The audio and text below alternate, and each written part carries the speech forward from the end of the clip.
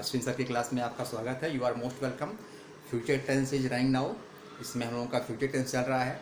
I hope इसके पहले का जो वीडियो था future tense, what is future tense, how can be define future tense, ये आपको समझ में आ रहा होगा। That the form of the verb which tells about the time of the action that was not happen till now and suppose to be happen in the coming time. यानी क्रिया का वह रूप इसमें बताया जाता है, समझाया जाता है कि जो हमें ये बताता है कि वो कोई भी एक्शन या क्रिया अभी तक नहीं हुई है बल्कि आगे आने वाले समय में होने की उम्मीद है। That means we give the only prediction. हम लोग सिर्फ प्रेडिक्शन देते हैं, अनुमान लगाते हैं, गेस करते हैं, सपोज करते हैं कि ऐसा हो सकता है, ऐसा होगा इन the coming time.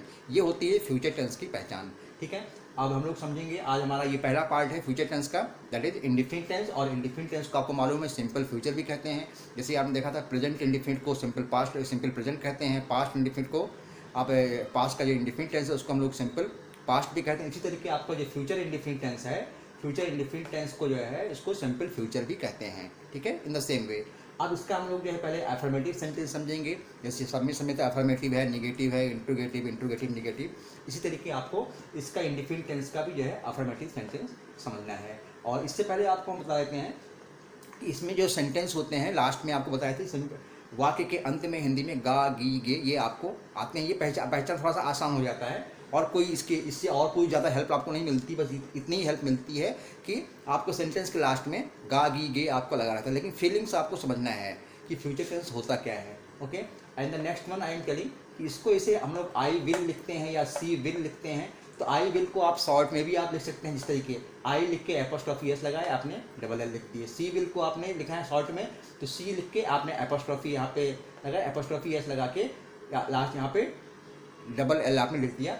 I will हो गया, सी विल हो गया। इसको आप शॉर्ट में भी लिख सकते हैं और ऐसे भी लिख सकते हैं। एंड वन थिंग मोर कि आपका यहाँ पे आई और वी के साथ हम लोग शैल यूज़ करते हैं और अदर्स के लिए, अदर सब्जेक्ट के लिए हम लोग विल यूज़ करते हैं। ये जनरल है कि ऐसा हम लोग अभी तक करते यही आए हैं कि आई और वी के साथ हम लोग एज ए हेल्पिंग वर्ब हम लोग शैल यूज़ करते हैं और अदर्स के लिए ही, सीट, इट, दे ये सब है, इनके लिए हम लोग विल यूज़ करते हैं। ये अभी तक ऐसा होता है। लेकिन अब जो इस समय आपकी एडवांस इंग्लिश चल रही है, एडवांस इंग्लिश हम लोग देखते हैं कि विल का प्रयोग यानी कि शैल हम लोग ना के बराबर करते हैं। शैल हम लोग नहीं यूज़ करते हैं। हर जगह हम लोग हर एक सब्जेक्ट के साथ, यानी कि ए टू जेड कोई सब्जेक्ट कैसा भी हो, हम लोग उसके साथ विल ही यूज़ करते हैं, शैल हम लोग यूज़ नहीं करते हैं। लेकिन थोड़ा सा आपको ध्यान इसमें यहाँ रखना है कि कुछ एक जगह ऐसी होती हैं, ऐसी फीलिंग्स आती हैं जहाँ पे अगर हम लोग विल यूज़ कर रहे हैं तो वहाँ पे हम लोग शैल यूज़ करेंगे और यहाँ पे हम लोग शैल यूज़ कर रहे हैं वहाँ पे विल यूज़ करेंगे। इसलिए हमने इसको यहाँ बना रखा है। देखें यहाँ जो विल है, विल आपका शैल में हो जाता है और जहाँ पे शैल लगता है वहाँ पर विल हो जाता है। ये कब होता है? That depends on the situation. Situation कैसी होती है, यानी सेंटेंस में अगर हम ये कहते हैं कि मैं कल विद्यालय जाऊँगा, दैट मीन्स मेरा एक कल का वो है, कल हमने सोचा कल हम लोग मैं विद्यालय आऊँगा, ये हमारा एक फ्यूचर प्रेडिक्शन है। ठीक है, लेकिन अगर मैं कहता हूँ आई शैल गो टू स्कूल, ये तो हो गया सिंपल सा है फ्यूचर प्रेडिक्शन कि कल मैं विद्यालय जाऊँगा, आई शैल गो टू स्कूल। लेकिन अगर मैं कहता हूँ कि I will go to school, यानी कि आई विल जब लगाने का मतलब हो गया आई के साथ शैल लगता है, लेकिन अगर हम विल लगा रहे हैं, विल को ऐड कर रहे हैं, इसका मतलब ये हो रहा है कि यहाँ पे हमारी पूरी प्लानिंग है कि कल हमें हर हाल में स्कूल जाना है, हर हाल में मैं कल स्कूल जाऊँगा। तो वहाँ हम क्या यूज़ करते हैं? विल यूज़ करते हैं। यानी कि हमारी फीलिंग्स में जो है एक प्रॉमिस आना चाहिए, यानी कि हमने किसी से कमिटमेंट करने जा रहे हैं और वो कमिटमेंट हमारा 100% है। दैट मीन्स वहाँ पे हम लोग इस चीज़ को फॉलो करेंगे, जो है इस रूल्स को जो है। कहीं पे हम किसी को कमांड देने जा रहे हैं, कहीं से किसी को हम जो है कुछ सजेस्ट करने जा रहे हैं कि ऐसा करना होगा, तो वहाँ पे जहाँ पे शैल यूज़ करना है वहाँ पे विल यूज़ करेंगे, जहाँ पे विल यूज़ करना है वहाँ पर शैल यूज़ करेंगे। At such type of circumstance, such type of sentence अगर सिचुएशन आती है तो वहाँ पे हमको तुरंत इसको रिवर्स कर देना है। अगर सेंटेंस में फीलिंग इस टाइप की निकल के आती है तो इसके अकॉर्डिंग हमें ध्यान रखना है। अब ध्यान देते हैं कुछ इसके रूल्स के बारे में अफर्मेटिव सेंटेंस में। जैसे कि फर्स्ट ऑफ ऑल हम लोग सब्जेक्ट यूज़ करेंगे, सब्जेक्ट के बाद आपका हेल्पिंग वर्ब आ जाएगा विल या शैल। ओके, अब मेन अच्छा हाँ, वन थिंग मोर कि अगर यहाँ पे फ्यूचर टेंस में ये आपको ध्यान नहीं देना है कि सिंगुलर सब्जेक्ट सिंगुलर नंबर है या प्लूरल नंबर। जैसे कि आप उसमें प्रेजेंट टेंस में, पास्ट टेंस में, इन सब में आप देख रहे थे कि आप उसमें सिंगुलर और प्लूरल का ध्यान रखते थे। सिंगुलर नंबर फर्स्ट पर्सन ये सब आप ध्यान देते थे, लेकिन यहाँ पे ऐसा कुछ नहीं है। आपका सिर्फ यहाँ पे ये ध्यान रखना है कि आई और वी के साथ आपको शैल यूज़ करना है और अदर्स के साथ आप विल यूज़ करते हैं। और वन थिंग आपको कंफ्यूज नहीं होना है, ये भी आपको हम क्लियर कर देते हैं। अगर आप किसी के साथ शैल आप नहीं यूज़ कर रहे हैं एक नॉर्मल सेंटेंस में, नॉर्मल फ्यूचर से इंडिफिनिट का सेंटेंस है, अगर आप यहाँ पे शैल लगता है वहाँ पे आप शैल नहीं लगा विल लगाते हैं, तब भी आपका वो दैट इज़ करेक्ट, वो करेक्ट माना जाता है। लेकिन अगर सेंटेंस की फीलिंग इस तरीके यानी कि बोलते समय अगर आपकी ऐसी फीलिंग है कि जहाँ पे आपको विल नहीं शैल लगाना है, तो वहाँ पे आपको शैल लगाना चाहिए, और जहाँ पे शैल लगाना है वहाँ पे आपको विल यूज़ करना है। ये चीज़ें आपको ध्यान रखना। दैट डिपेंड्स, हमने बताया ना कि सिचुएशन पे डिपेंड करता है कि सेंटेंस आप कैसा है। सेंटेंस यानी कि जो बातें आप, जो आपके फीलिंग्स हैं, वो इमोशंस हैं, वो किस टाइप के हैं, क्या निकल के आ रहा है, वो चीज़ें होती, उसके अकॉर्डिंग हमारा ये चेंज होता है, हेल्प विल या शैल। ओके, अब यहाँ पे कुछ हेल्प विल और शैल हेल्पिंग वर्ब हो गया। इसके बाद आपका मेन वर्ब का फर्स्ट फॉर्म है, मेन वर्ब का फर्स्ट फॉर्म यूज़ करते हैं यहाँ पे, और ऑब्जेक्ट यूज़ करेंगे। ऑब्जेक्ट के बाद आपका अदर्स हो जाएगा। ओके, अब यहाँ पे कुछ एग्जांपल्स है, few examples are before you, यहाँ आपका ये चीज़ें क्लियर हो जाएंगी। जैसे राधिका कल बाजार जाएगी।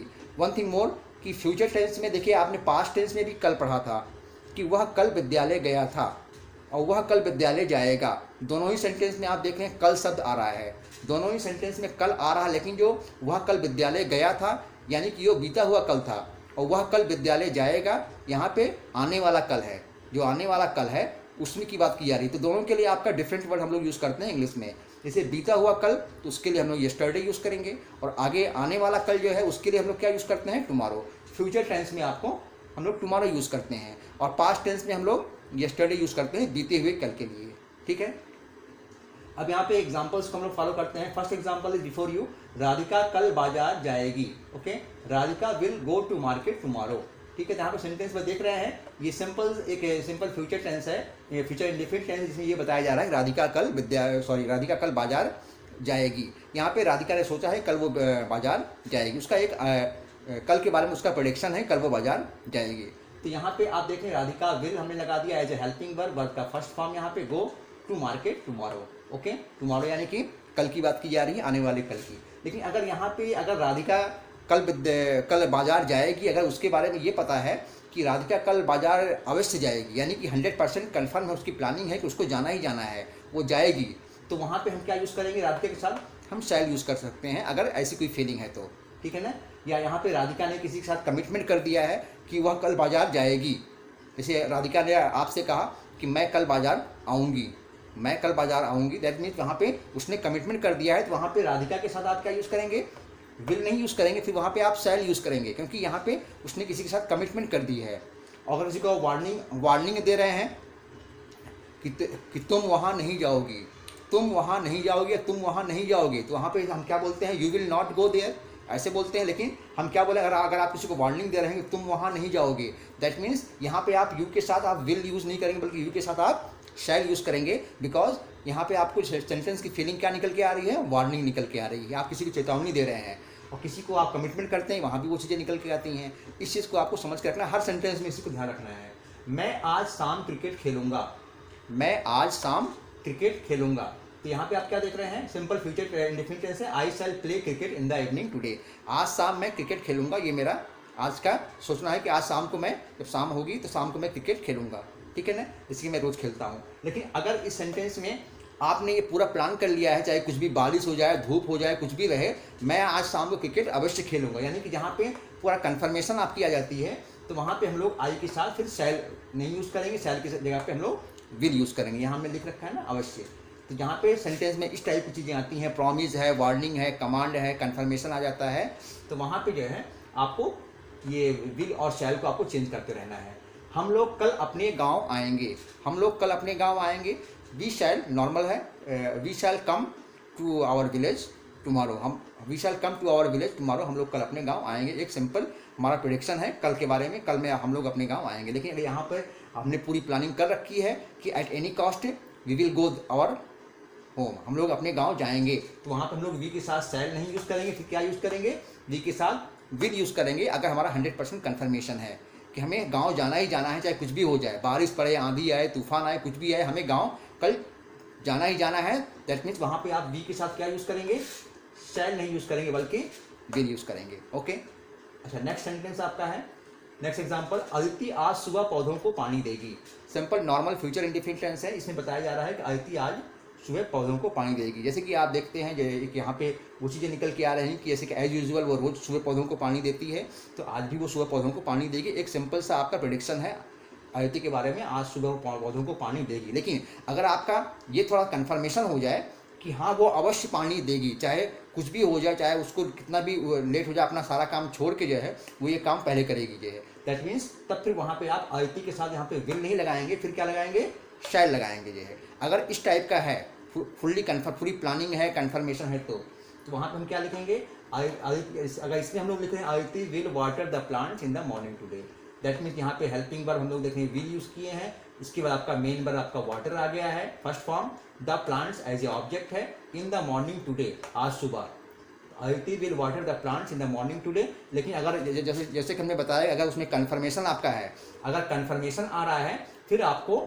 यहाँ पे विल की जगह पे आपको शैल यूज़ करना है। Okay, next sentence is before you, कल यहाँ बारिश होगी, कल यहाँ बारिश होगी, दैट मीन्स एक सिंपल सा है, it will rain here tomorrow. हमने कहा कल यहाँ बारिश होगी, ठीक है, आज बहुत गर्मी हो रही है तो कल यहाँ बारिश होगी। एक हमने सिंपल सा हमने प्रिडिक्शन किया कल के बारे में कि कल यहाँ बारिश होगी। लेकिन अगर हमें पूरी प्लानिंग, हमने पूरा फोरकास्ट देख रखा है वेदर का, कल के बारे में ये पूरा 100% बताया जा रहा है कल बारिश होगी, और आपको ऐसा लग भी रहा है कि बादल छाए हुए हैं और चारों तरफ मतलब इस तरीके आपको एटमॉस्फेयर दिख रहा है कि कल 100% बारिश होगी। अगर आप कंफर्म है तो यहाँ पे आप विल की जगह पे आप विल लगा के आप शैल लगा सकते हैं, करेक्ट आपका रहेगा, गलत नहीं होगा। बस आपका सेंटेंस की फीलिंग निकल के आनी चाहिए। अगर आपका एक पैसेज है, स्टोरी है जिसमें इस टाइप का सेंटेंस आ रहा है, जिसमें ये बताया जा रहा है कि ये काम 100% होगा, तो वहाँ पे आपको अगर विल है तो शैल लगेगा, अगर शैल है तो विल लगेगा। तो इनसे जो माइनर चीज़ें हैं इसको आपको थोड़ा सा ध्यान रखना है। आई थिंक आपका ये अफर्मेटिव सेंटेंस इंडिफिनिट टेंस का, फ्यूचर इंडिफिनिट का आपका क्लियर हो रहा होगा, प्रॉब्लम नहीं आएगी। बस थोड़ा सा आपको इसकी फीलिंग्स को ध्यान रखना है। हर जगह फीलिंग्स ही होती है, बिना फीलिंग के कुछ भी नहीं होता है। अगर आपको सेंटेंस में उस चीज़ का एहसास हो रहा है कि हाँ ऐसा हो रहा है, तब उस चीज़ को अकॉर्डिंग टू द रूल्स आप उस चीज़ को सारा इम्प्लीमेंट करते चले जाएंगे। एंड आई होप आप सबके पास जो है नोट पैड्स होंगे तो इसके रूल्स एंड रेगुलेशंस दिए गए हैं, डिफिनीशंस हैं, हर चीज़ को आप नोट करते रहिए, क्या हम बता रहे हैं इसमें, कहाँ पे क्या करना है। और वीडियोस को आप लोग स्टार्टिंग से लेकर लास्ट तक आप लोग देखते रहिए, बीच में आपको वीडियो लेफ्ट नहीं करना है, ना ही स्किप करना है, टिल द लास्ट अगर आप वीडियो को आप देखेंगे तो आई होप 100% कि आपको वीडियो पूरी पसंद आएगी और आप इसको पसंद जरूर करेंगे। और लाइक कीजिए इसको, और more and more try to share it. और वन थिंग मोर, अगर आप अभी तक चैनल को सब्सक्राइब नहीं किए हैं, please subscribe the channel and don't forget to press the bell icon, because so that we can provide you more and more videos and you can get the notifications. Okay, and don't forget one thing, क्योंकि हम हमेशा कहते हैं कि practice makes a man perfect.